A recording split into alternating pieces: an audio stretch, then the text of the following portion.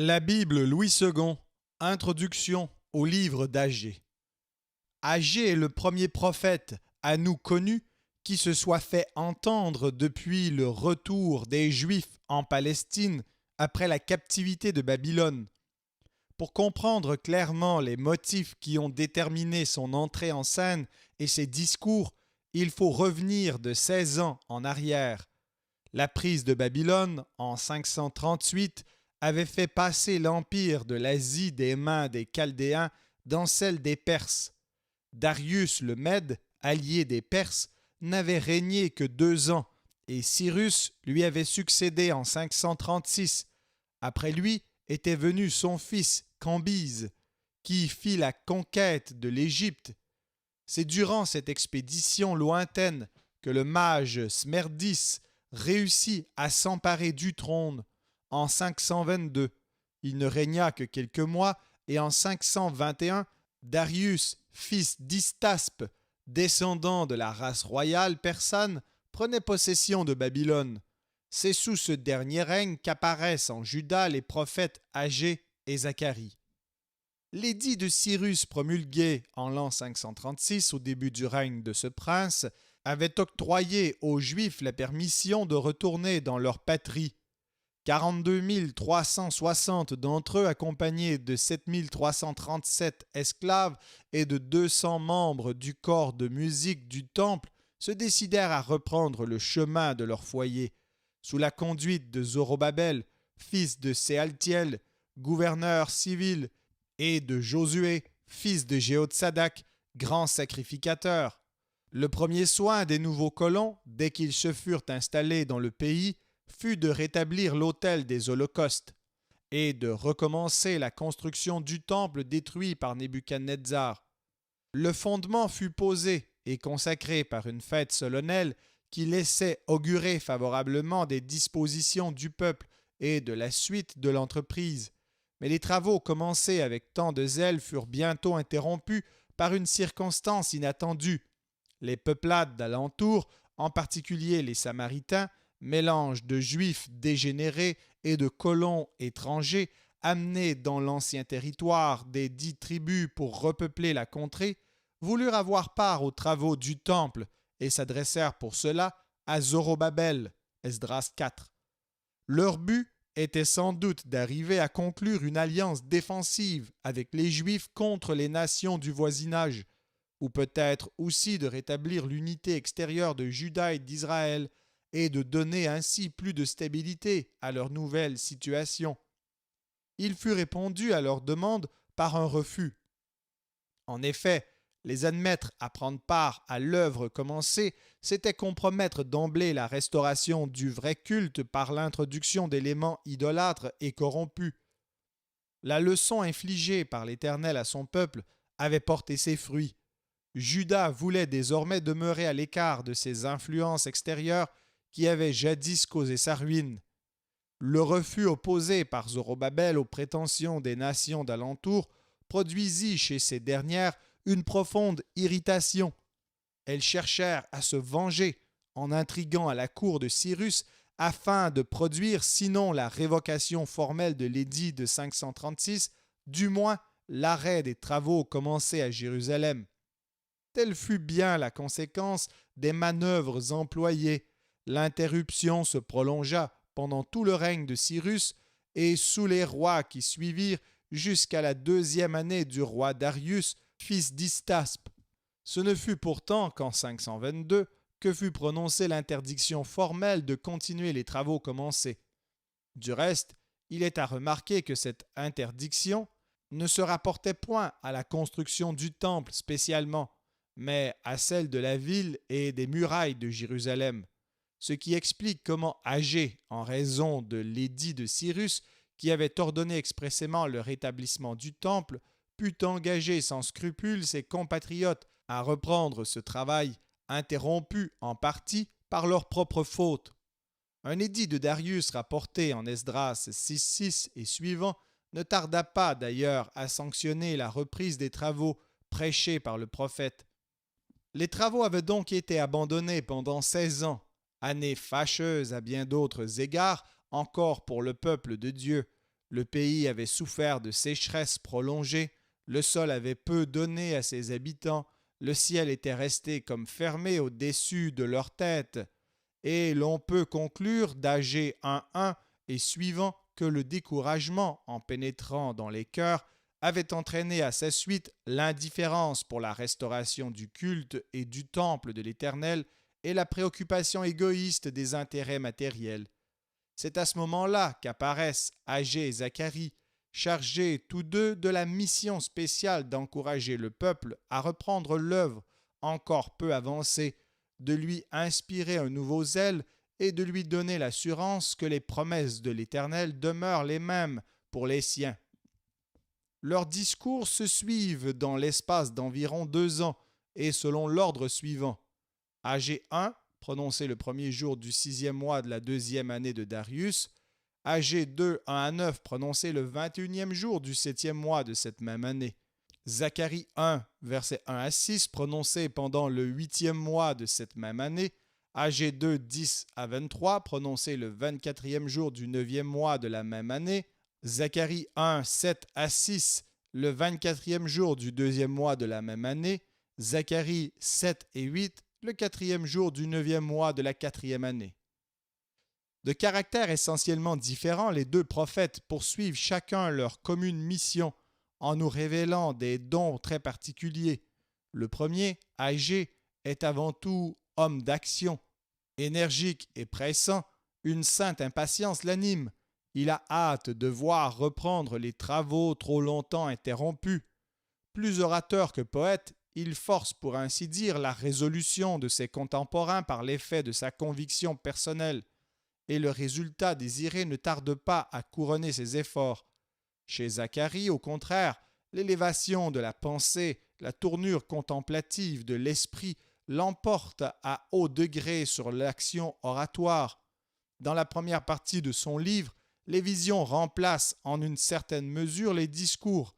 Elles se pressent devant ses yeux avec une telle abondance qu'elles semblent avoir rempli l'espace d'une seule nuit.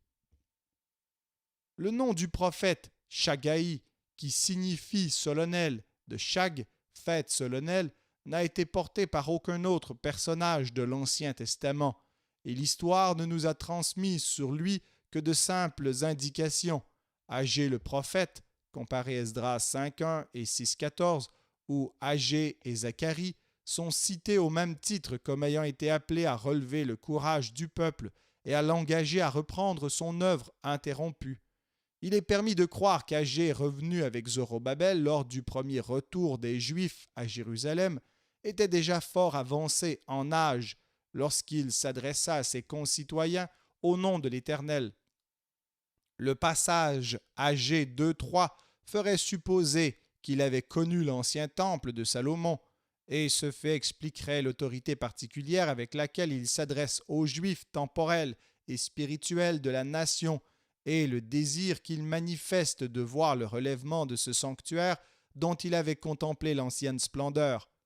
Mais si l'histoire se tait relativement aux circonstances de la vie du prophète, la tradition renferme à son sujet un grand nombre de légendes.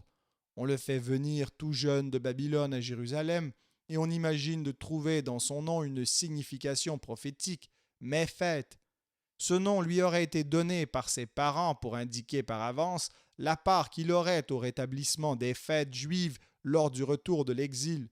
Ou bien encore, on voit en lui un ange ayant revêtu une forme humaine pour parler aux Israélites de la part de Dieu. Cette légende repose sur une fausse interprétation du passage 1.13.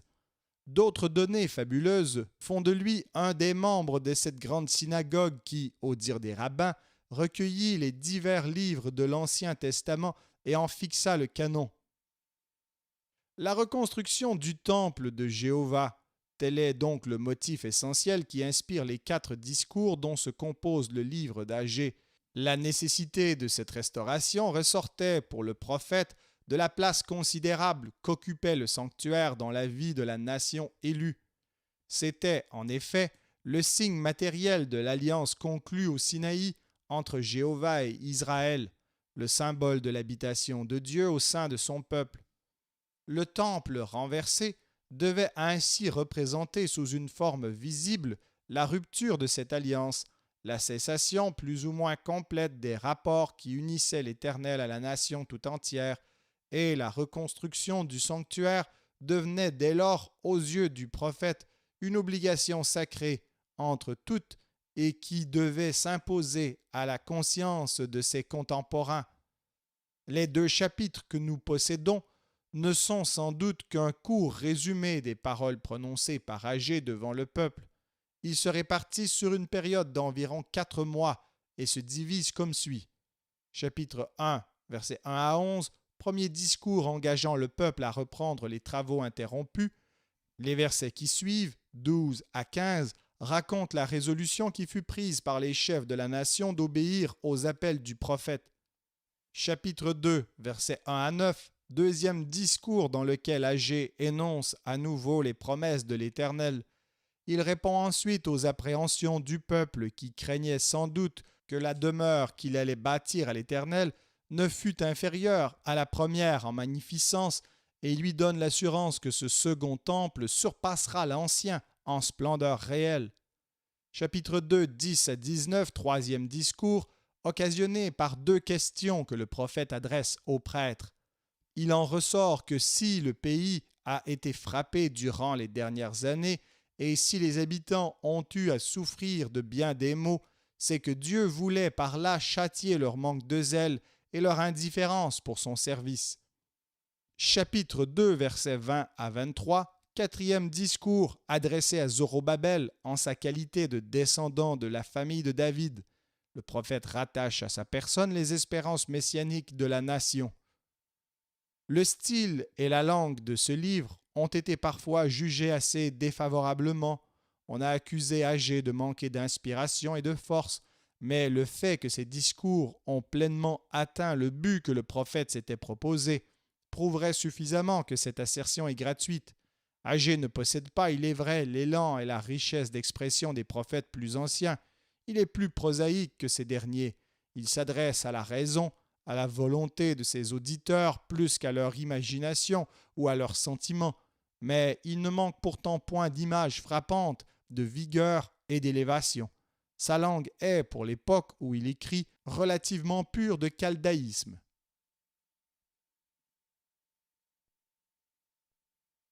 Agé, chapitre 1. La seconde année du roi Darius, le premier jour du 6e mois, la parole de l'Éternel fut adressée par Agé le prophète à Zorobabel, fils de Shealtiel, gouverneur de Juda, et à Josué, fils de Jotsadak, le souverain sacrificateur, en ces mots. Ainsi parle l'Éternel des armées. Ce peuple dit, le temps n'est pas venu, le temps de rebâtir la maison de l'Éternel. C'est pourquoi la parole de l'Éternel leur fut adressée par Agé le prophète en ces mots. Est-ce le temps pour vous d'habiter vos demeures lambrissées quand cette maison est détruite? Ainsi parle maintenant l'Éternel des armées. Considérez attentivement vos voies. Vous semez beaucoup et vous recueillez peu. Vous mangez et vous n'êtes pas rassasiés. Vous buvez et vous n'êtes pas désaltérés. Vous êtes vêtus et vous n'avez pas chaud. Le salaire de celui qui est à gage tombe dans un sac percé. Ainsi parle l'Éternel des armées. Considérez attentivement vos voies. Montez sur la montagne, apportez du bois et bâtissez la maison. J'en aurai de la joie et je serai glorifié, dit l'Éternel. Vous comptiez sur beaucoup et voici vous avez eu peu. Vous l'avez rentré chez vous, mais j'ai soufflé dessus. Pourquoi, dit l'Éternel des armées? À cause de ma maison qui est détruite, tandis que vous vous empressez chacun pour sa maison. C'est pourquoi les cieux vous ont refusé la rosée, et la terre a refusé ses produits. J'ai appelé la sécheresse sur le pays, sur les montagnes, sur le blé, sur le mou, sur l'huile, sur ce que la terre peut rapporter, sur les hommes et sur les bêtes, et sur tout le travail des mains. Zorobabel, fils de Shealtiel, Josué, fils de Jotsadak, le souverain sacrificateur, et tout le reste du peuple entendirent la voix de l'Éternel, leur Dieu, et les paroles d'Agé le prophète, selon la mission que lui avait donnée l'Éternel leur Dieu. Et le peuple fut saisi de crainte devant l'Éternel. Agé, envoyé de l'Éternel, dit au peuple d'après l'ordre de l'Éternel: Je suis avec vous, dit l'Éternel. L'Éternel réveilla l'esprit de Zorobabel, fils de Shealtiel, gouverneur de Juda, et l'esprit de Josué, fils de Jotsadak, le souverain sacrificateur, et l'esprit de tout le reste du peuple. Ils vinrent et ils se mirent à l'œuvre dans la maison de l'Éternel des armées, leur Dieu, le 24e jour du 6e mois, la seconde année du roi Darius.